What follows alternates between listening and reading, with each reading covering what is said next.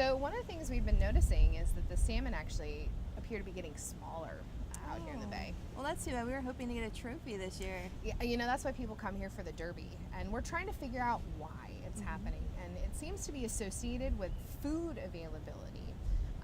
Salmon out here really like to eat something called a pteropod. Have you ever heard of that? I haven't. Yeah, so a pteropod, it's a snail essentially. Most snails we know of crawl around on the land. A pteropod swims around in the ocean. They're like the potato chips of the sea. Yeah. And salmon love them. It's, you can't eat just one. Nope. And potato chips, at least they make us fat. They make the salmon fat too. The pteropod potato chips do. And so fewer pteropods would mean less fat salmon, smaller salmon. You're not going to get that trophy fish.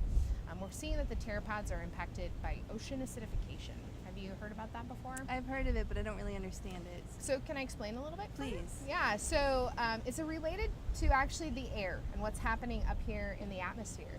As we burn coal and oil and natural gas, CO2, carbon dioxide, is created as a waste product. And when it goes up in the air, any place the air touches the ocean, they exchange gases. So that CO2 gets pushed into the ocean, and that's what increases the acidity. So that's what ocean acidification is.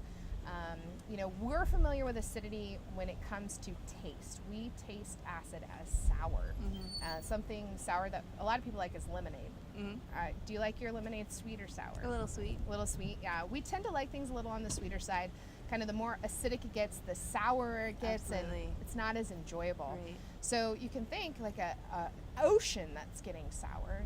Imagine you're that little pteropod that's trying to survive, and it impacts their ability to grow their shells, actually. Okay.